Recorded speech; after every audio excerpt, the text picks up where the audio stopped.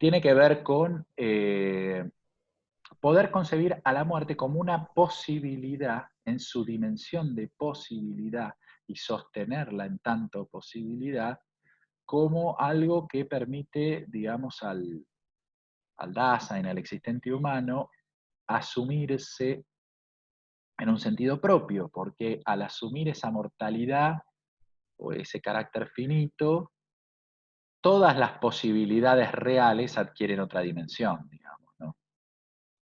Tiene que ver con eso, dicho rápidamente. Bueno, voy a hacer entonces, no sé si hay algún otro comentario. De todos modos, les propongo habilitar luego de este encuentro un tiempo de consulta en WhatsApp. Así, digo, podemos ir viendo cómo funciona la interacción. Yo no tengo problema que abran los micrófonos, que interrumpan y que pregunten. Pero bueno, a veces es un poco complicado eso porque se empieza a generar ruido. No sé bien cómo lo han manejado eso antes, ustedes me dirán. Somos varios. A ver, acá hay otra persona más. Y eso puede traer alguna complicación, pero bueno, podemos probarlo y en todo caso constatar si trae o no complicaciones. Es interesante que puedan intervenir, la verdad que si no es un monólogo mío. Bien, hago una pequeña referencia a lo que ya han visto en los videos, que es, digamos, es el contenido en buena medida, digamos, un 90% de los contenidos de esta unidad están ahí. Aprovecho también para preguntarles, ¿los textos, alguien intentó leer los textos, más allá de ver los videos? ¿Han encontrado dificultad en esto? Perdón que interrumpa, a mí se me corta un poco, no sé si es exclusivamente de mi computadora o... No, yo también escucho mal. Ah, ok. Bueno. Ya empezamos con un primer problema. Voy a sacar el audio, ¿sí? A veces sacando el audio mejora. Si se sigue escuchando mal, díganmelo y voy a buscar mejorar la conexión. Pero en principio, probemos con esto.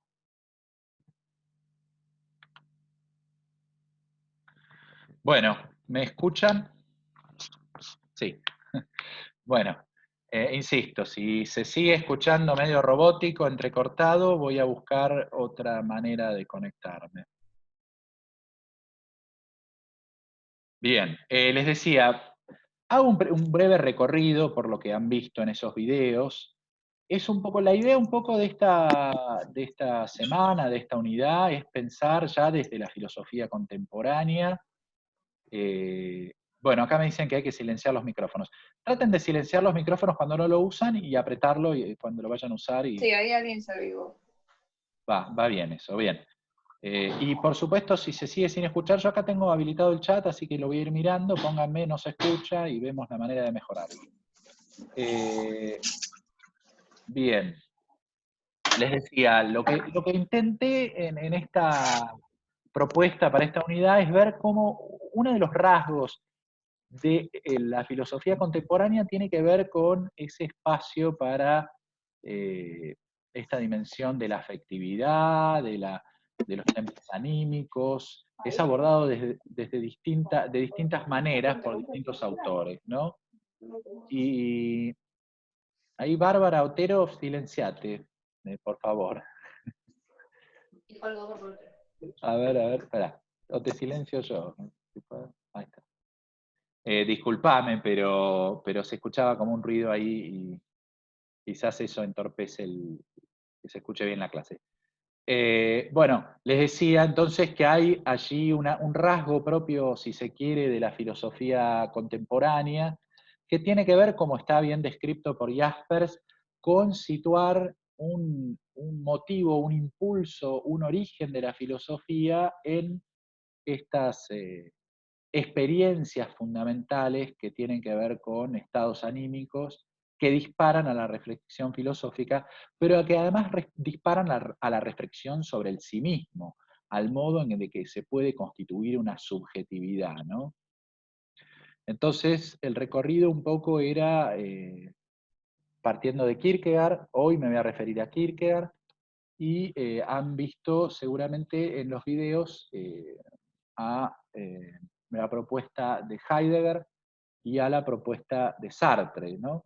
Bueno, la idea es reponer quizás esa ausencia importante que es Kierkegaard en esta clase. Yo voy a empezar a exponer Kierkegaard porque además puede ser un poco extenso, entonces sin más me voy a pasar a exponer eso, pero insisto, si hay alguna duda, no sé si quieren formular alguna ahora, si no, después vamos a tener un espacio sobre lo anterior, ¿no? Sobre la exposición de esta cuestión en El ser para la muerte en Heidegger y en Sartre, en su relación con la angustia en ambos casos, ¿no? Entre paréntesis les comento y les pido que sepan disculpar si escuchan algún ruido de fondo en esos videos. Van a ver en la próxima semana que vamos a abordar la cuestión de la llamada del otro, y van a escuchar a mi hijo de 11 meses llamándome insistentemente mientras yo hablo de la llamada del otro y no respondo a la llamada. Pero bueno, no se dejen perturbar por esos pequeños ruidos de fondo. Bien, bueno, entonces paso a explicar sin más el concepto de angustia en Kierkegaard.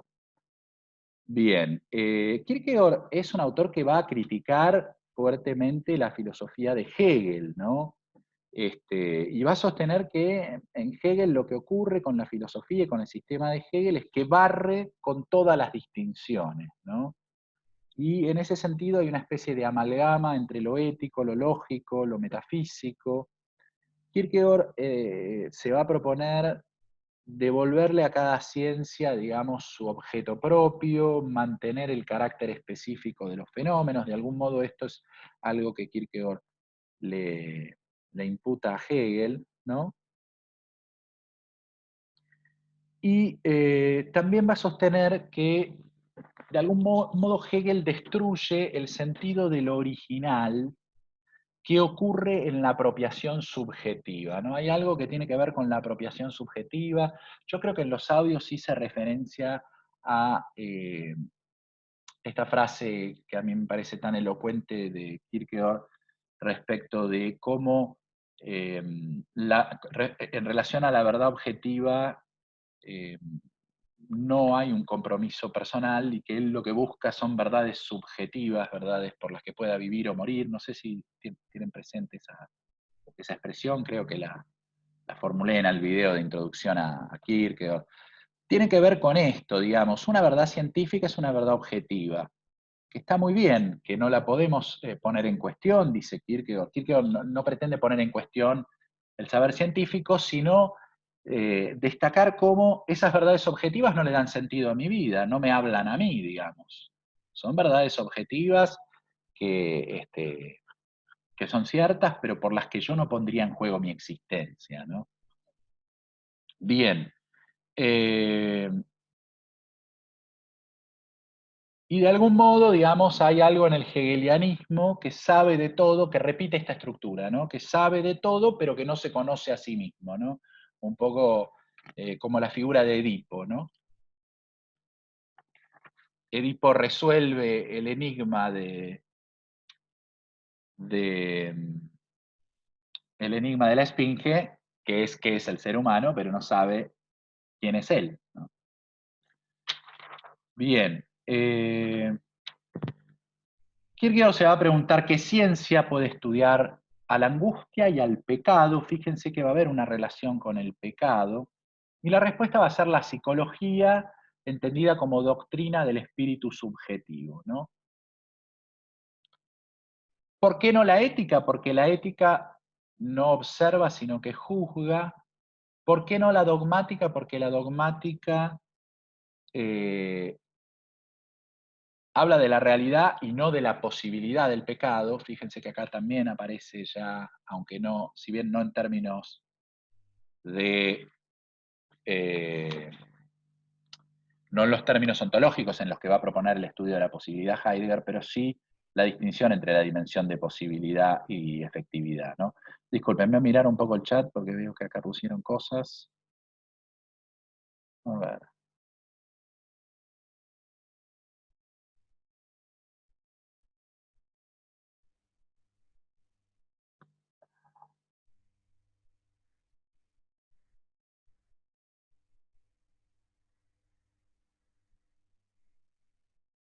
Bueno, acá, Darío, estás por ahí, decís que eso no es así en Hegel. Por supuesto, digamos, y si sos un hegeliano, vas a encontrar las respuestas a todo, porque el sistema hegeliano tiene respuestas para todo. Perdón, la broma, pero sí, es cierto que es posible encontrar una respuesta, digamos, no es que Hegel siente que no prevé eso. Lo que pasa es que Hegel, yo diría que esta es la crítica fundamental de Kierkegaard a Hegel, es que el sistema hegeliano, que opera, además su dialéctica, que opera con la negatividad, siempre implica un movimiento de apropiación de la diferencia en función de un movimiento de totalización, ¿no? No puede haber nada más allá de la totalidad. Y un poco lo que quiere afirmar Kierkegaard es que existe una contingencia que es necesario afirmar. Existe algo que escapa a esa totalidad y que tiene que ver con el individuo, básicamente, ¿no? Que no puede ser reducido a los términos de esa totalidad, ¿no? Vamos a ver esto en particular cuando veamos en la próxima semana, vamos a volver sobre estos temas, cuando veamos en la próxima semana la relación con el otro, ¿no? Y ahí Levinas, que es el autor central, diría yo, para pensar estas cuestiones, de la llamada del otro, etcétera, va a destacar cómo, digamos, ese movimiento de negatividad propio de la dialéctica hegeliana, lo que implica es la permanente reducción de la otredad, de lo otro, a lo mismo, a los términos de lo mismo, ¿no? Y eso, digamos, es una crítica que bien puede ser dirigida, digamos, a Hegel, ¿no? Por supuesto que Hegel lo justificaría y plantearía lo inconsistente que es pensar que hay una no totalidad al lado de la totalidad, o que hay algo que pueda escapar al concepto de totalidad, porque parece lógicamente este, incorrecto, ¿no? Bueno, pero avancemos un poco con el planteo de Kierkegaard. Entonces, se trata de pensar el pecado y la angustia, que no son conceptos que puedan tener lugar en una ciencia, sino que están unidos profundamente, digamos, en la existencia y en la acción del individuo, ¿no? El pecado, dice Kierkegaard, es una determinación existencial ligada a la interioridad. No puede ser expresado conceptualmente, pero el individuo sabe lo que es si se mira interiormente, ¿no? El pecado es el egoísmo absoluto, dice Kierkegaard, es la ruptura arbitraria, es un acto contrario al bien, y es un acto que requiere el auxilio de lo trascendente, ¿no? Todas estas ideas están dando vuelta en torno al pecado. Tengo que explicar el pecado porque es el modo en que Kierkegaard accede al concepto de angustia, ¿sí? Todavía les puede parecer el planteo un poco abstracto, ¿no? Pero ya vamos a ir llegando. Kierkegaard se va a pensar, digamos, va a pensar que su planteo es distinto al de Sócrates y al de Hegel, ¿no? ¿Por qué? Básicamente por esta afirmación, hay algo trascendente que rompe la inmanencia. Esto mismo lo vamos a ver en Levinas, y es lo que les decía recién, ¿no? Hay una trascendencia que es irreductible a la inmanencia, al plano de la inmanencia, de la totalidad, ¿no? La obra de Levinas es totalidad e infinito, ¿no? Lo infinito se hace presente en una relación ética, en la totalidad, rompe la totalidad, se hace presente en el rostro del otro, ¿no? Y ese rostro del otro establece una relación con lo mismo. Eso es lo que Levinas va a llamar la relación ética. Fíjense lo paradójico de esto. La relación ética entre lo mismo y lo otro en Levinas es una relación en que cada término permanece absuelto de la relación.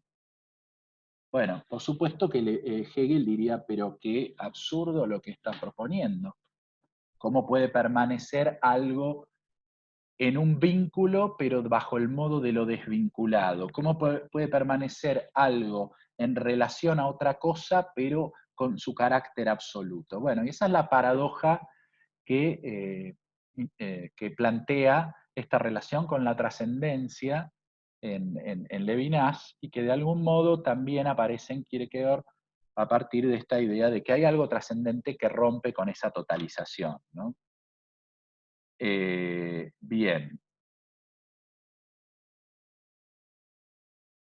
bien, avancemos.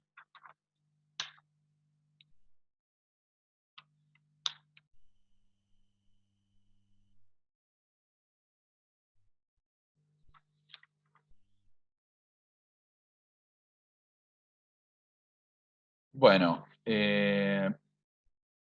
lo que va a plantear luego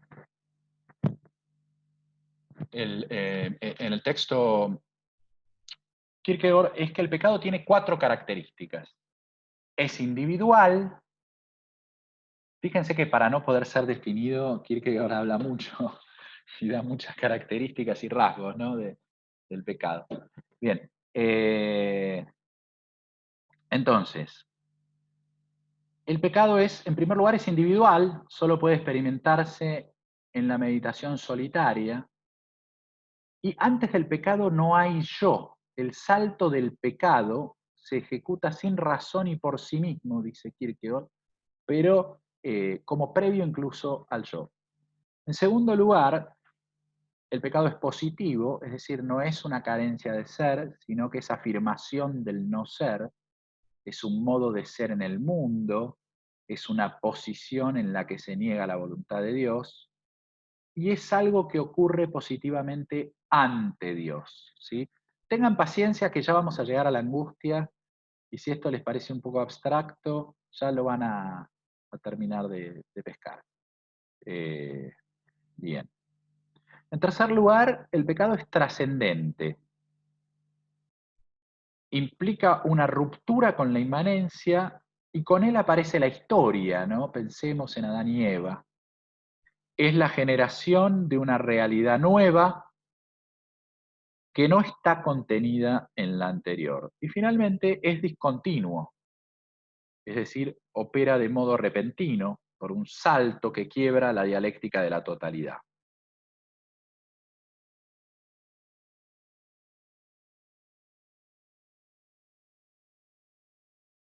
El primer pecado, dice Kierkegaard, llega en el salto de la angustia y postula la individualidad.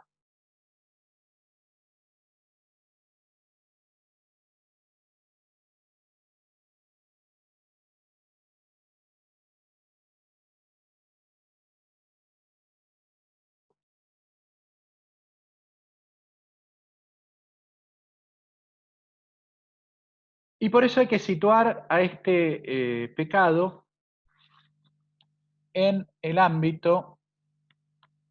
¿Se cortó? ¿Alguien no me están escuchando? Me ponen acá que se cortó. Pónganme si se escucha bien en el chat. Se escucha bien, ¿eh? Yo escucho bien. Bueno, perfecto, perfecto. Ah, sí, hice una pausa. Bueno, disculpen. Claro, sin imagen parece que desaparecí.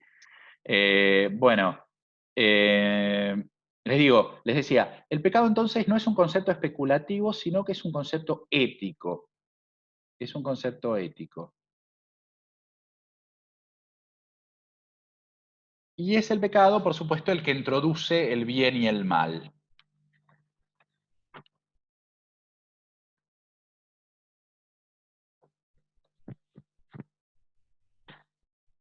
¿Cómo abordar entonces esta cuestión a partir de esta distinción de las disciplinas que proponía Kierkegaard, ¿no? La psicología lo va a considerar en su dimensión de posibilidad, no va a poder considerar el hecho del nacimiento del pecado, sino la posibilidad del cómo de su nacimiento. Y por otro lado, la antropología también puede abordarlo considerando, digamos, estas síntesis de elementos heterogéneos que constituye al ser humano. Alma-cuerpo, eternidad-tiempo, libertad-necesidad. Todos estos elementos, digamos, todas estas síntesis de elementos se logran por un tercer elemento, que es el espíritu. Pero el tercer elemento es una síntesis que permanece en tensión, ¿no? Entonces, el hombre es un ser desproporcionado, digamos, compuesto por estos elementos heterogéneos que hacen que siempre haya una tensión permanente en él, ¿no? El espíritu es esa síntesis, pero que permanece en tensión. Y la conciencia va a ser aquella que sabe que es espíritu, es decir, que sabe que es esta tensión, pero que quiere huir de esa tensión, ¿no?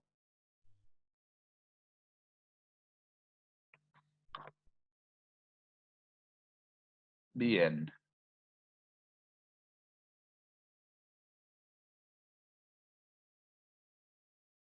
Kierkegaard va a referir al estado de inocencia, va a decir que el estado de inocencia es ignorancia, que no hay conocimiento de la diferencia entre el bien y el mal, y que allí en ese estado de ignorancia el espíritu aún duerme. Tengamos en cuenta que desde este punto de vista de la antropología, el ser humano era definido bajo este concepto de espíritu, ¿no? El espíritu duerme y al despertar experimenta el hecho de estar ante el abismo, ¿no? Pensemos que de un modo poético lo que está diciendo de algún modo Kierkegaard es que en esta experiencia en la que despierta el espíritu, termina con ese estado de ignorancia, que es la supuesta inocencia, en el que aún no hay una diferencia entre el bien y el mal. ¿Qué es lo que experimenta el espíritu cuando despierta? El estar frente al abismo. Y acá empezamos a reflexionar sobre la cuestión de la angustia, ¿no? El estar frente al abismo. Es decir, lo que se da es que se da un pasaje de la condición originaria, que es esa inocencia, que va a pasar a ser suprimida por el pecado. Y lo que se experimenta al despertar el espíritu es el estar ante el abismo, y cómo ese estar ante el abismo me horroriza. ¿Por qué me horrorizo al estar ante el abismo, al estar ante un precipicio, etcétera? Y acá Kierkegaard dice algo muy importante, interesante. Acá me anuncian que me faltan 10 minutos. Se puede pinchar el mismo link, ¿no? Para volver. Sí, solo hay que esperar a que se corte sola la reunión y volver a entrar. Ah, porque si no se corta sola no podés. Claro, si se cierra antes y se vuelve a entrar, se vuelve a reanudar con ese último tiempo que quedaba. Ah, ok. Bueno, está bien. Hagamos así. Cuando se corte, se corta y pinchan de vuelta para volver, ¿sí? Bueno. Les decía, quédense con esta imagen es muy potente de Kierkegaard. Kierkegaard dice, lo que nos horroriza frente al abismo no es poder caer, como si pudiésemos, como se desprende, digamos, un pedazo de roca, un peñasco, y cae al abismo, ¿no? Porque eso le puede pasar a cualquier cosa, a cualquier objeto. Cualquier objeto puede, o incluso un animal, puede resbalarse y caer. Acá habría esta diferencia entre lo humano y lo animal, ¿no? Lo que a mí me horroriza es que puedo querer arrojarme. Y este es todo el punto, ¿no? Lo que a mí me angustia, dice Kierkegaard, es el vértigo de la libertad.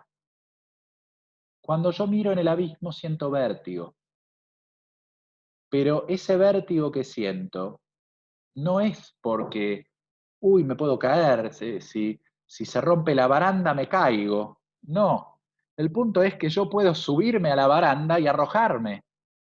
Está en nosotros esa enorme y oscura libertad, ¿no? Por eso la libertad se relaciona con el pecado, dice Kierkegaard. Porque está en nosotros esa enorme oscuridad en la que se revela la libertad, que es la posibilidad de elegir arrojarme, ¿no? Y por eso Kierkegaard define a la angustia como el vértigo de la libertad. ¿Dónde experimentamos que somos libres? ¿Y dónde experimentamos ese enorme alcance de la libertad, que puede elegir lo malo, que puede elegir lo horroroso, que puede elegir lo oscuro? Lo experimentamos en la angustia, ¿no? La angustia es la relación del espíritu con el espíritu. Pues el ser humano es un ser finito que quiere la síntesis, pero que nunca va a poder alcanzarla plenamente. ¿Recuerdan qué síntesis, de qué síntesis se trataba? De la síntesis de estos elementos heterogéneos que componen al ser humano, ¿no? Alma, cuerpo, eternidad, tiempo, libertad, necesidad. Sí, acá me pone María Jimena como Sartre. ¿Dónde estás, María Jimena? Te estoy viendo. Bueno, y no me podés decir dónde estás porque el recuadro aparece en otro lado. Te contesto. Sartre está citando a Kierkegaard. Si no quedó claro en el audio, es una cita de Kierkegaard.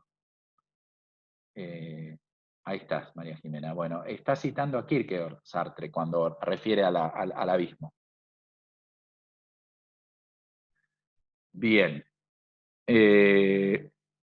Entonces, el ser humano es aquel ser que anhela la síntesis hegeliana, ¿no? La posibilidad de la reconciliación de los opuestos. Pero los opuestos no se reconcilian, permanecen en tensión. La angustia es esa relación del espíritu con el espíritu.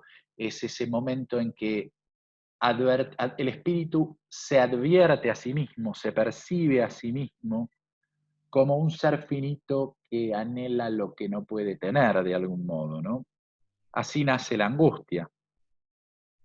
El espíritu es la espina de la carne, dice Kierkegaard citando un pasaje de Pablo, de la segunda carta a los Corintios.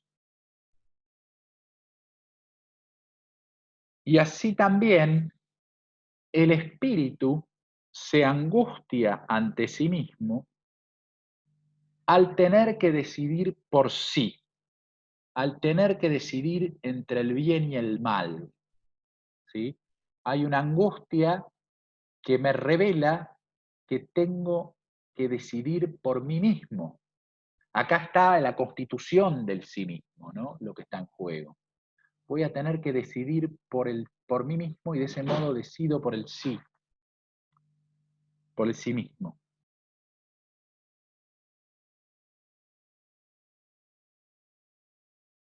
Pero principalmente lo que el ser humano experimenta en la angustia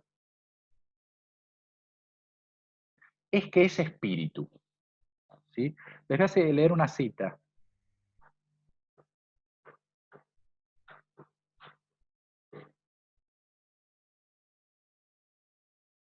Que es interesante. Estas pausas no significa que desaparecí, por favor. Veo acá, antes de leerles la cita, veo que hay un comentario.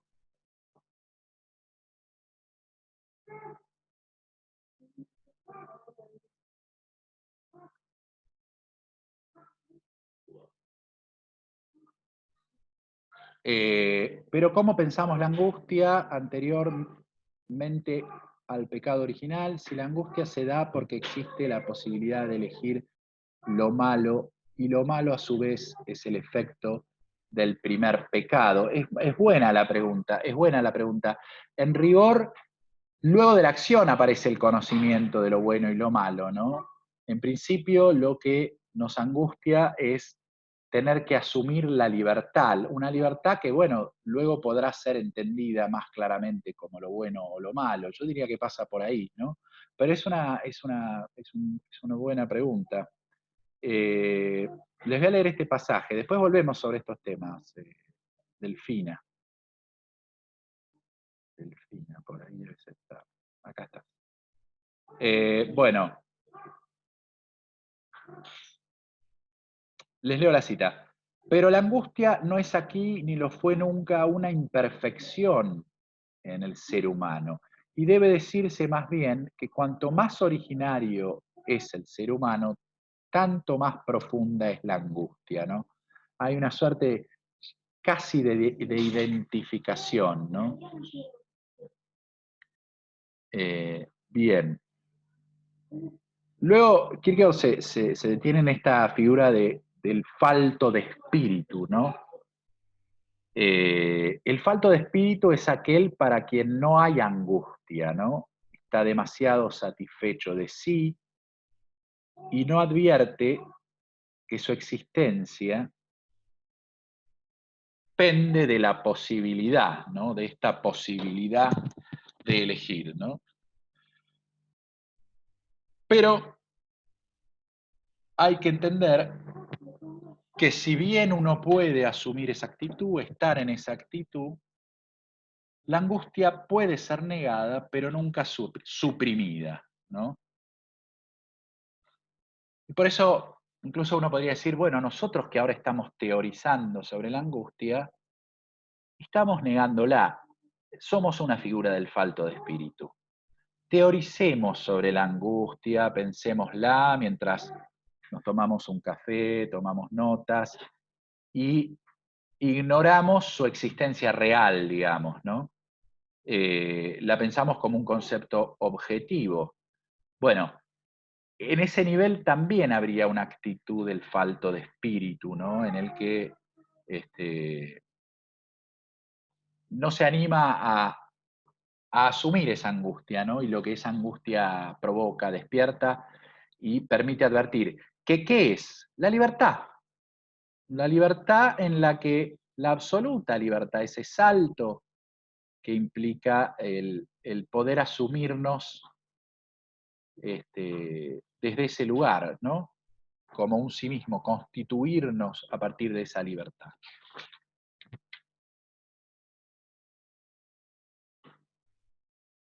Bien, voy a continuar un poco avanzando. Aunque nos queda un minuto. Bueno, digo una cosita más. Kierkegaard